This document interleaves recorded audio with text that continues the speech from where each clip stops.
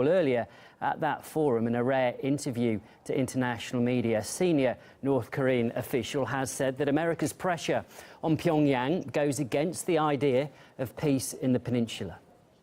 The US neglects the international community's will to establish peace on the Korean peninsula. Pyongyang will retaliate against attempts to impose sanctions and pressure from Washington with powerful countermeasures. We deeply condemn the leaders of South Korea and Japan for using the Eastern Economic Forum for their unclean political purposes. Their attacks on our self-defensive means by strengthening the hydrogen capabilities of North Korea clearly diverge from the goals of the forum, where we discuss the topics of economic cooperation. Well, that was the head of the North Korean delegation at the Eastern Economic Forum that is taking place at the moment in Russia's Far East. RT's Daniel Hawkins is there for us.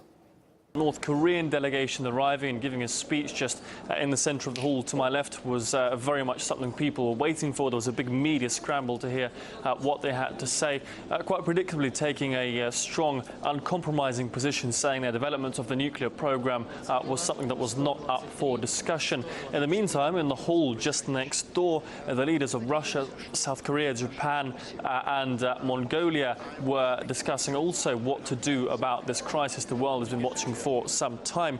And although there are differences in how to resolve the crisis, they also do have, it seems, some things in common. Take a listen. The final goal of these measures and steps is a peaceful diplomatic resolution to the crisis, and I'd like to emphasize that. There will be no war on the Korean peninsula, I am certain of that. I,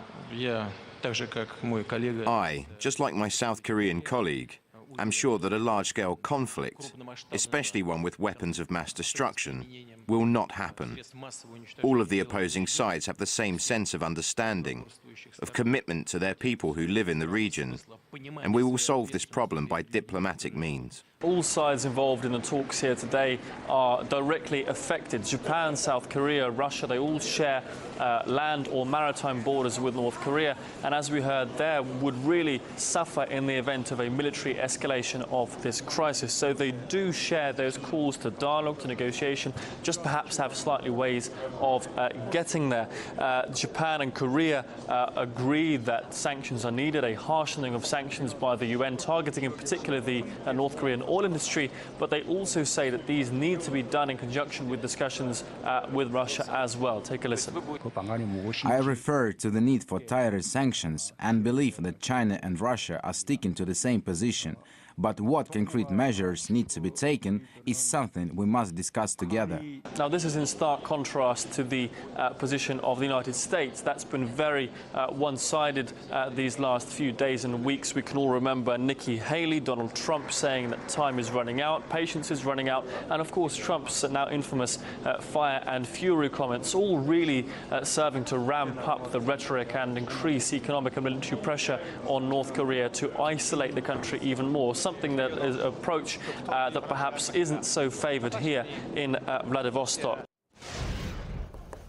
OK, well, let's talk more about this with Asia-Pacific Defence Consultant Jack Mitchell. He joins us now. Good afternoon to you, Jack. I'm not sure if you heard much of that joint press conference that was held just a few minutes ago, but again, President Putin reiterated that in his mind there needs to be a de-escalation of tension and then all parties need to try and sit down and talk. What's your view on that approach? Well, this isn't a crisis in the sense that it's a situation that will be resolved this week or this month or this year. This is a chronic, long-term change in the military situation in the Korean Peninsula and the Pacific. So it's going to take a long-term negotiated approach, and I think we can distinguish between a short-run objective of just de-escalating and stepping back from direct military confrontation, and the longer-term objective of bringing North Korea into the community of nuclear powers, which, in fact, it has now joined. Managing those weapons to make sure that war doesn't occur by accident and that military-to-military contacts can be maintained, that's a longer-term goal. Russia, China, the United States, South Korea, and Japan know how to do this. There's long experience with it. And there can't be any doubt that over the next years, that's the way the situation will be resolved, and we'll get more of a normal tone to the political relationships in East Asia.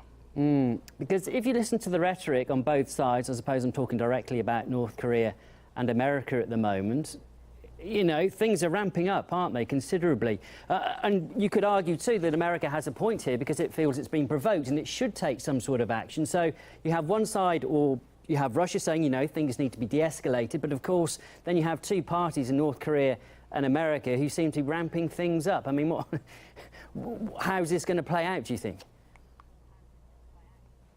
Well, it can only play out in one way. There isn't a practical military solution to this.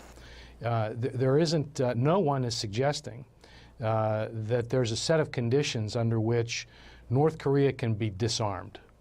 It's technically not feasible, politically dangerous, economically dangerous, so it's not a practical course of action. The rhetoric, one can hope that the rhetoric is designed to shock some of the international community into taking the kind of diplomatic action that's required. But we have to get the proportions right. There won't be an absolute sanctions solution. There can't be an absolute military solution. This is a long-term chronic problem. No one except the North Koreans is happy that North Korea has nuclear weapons. But that's a fact. And now the diplomatic mechanisms, the economic mechanisms have to be engaged by all the parties. And there's no doubt that the long-term solution here involves direct dialogue with North Korea, and it involves all of the countries that have diplomatic and political interests in the situation. That includes the Russians, the Chinese, the South Koreans, the Japanese, and the Americans. All of the parties' interests will be reflected in a long-term solution, and I think that's going to look a lot more like a set of practical steps to make the North Korean nuclear capability, whatever it turns out to be, more predictable, less dangerous. I mean, the real risk here is not a deliberate act by the North Koreans. It's war by miscalculation or accident, and that's a great objective. It's an appropriate objective for the international community to pursue controlling those kinds of outcomes. I think that's a more modest objective, but it's an objective that we know how to reach and that we now need to engage the North Koreans on. OK, Jack, look, really good to get your insight this afternoon. Appreciate your time. That was Jack Midgley, Asia Pacific Defence Consultant. Thank you.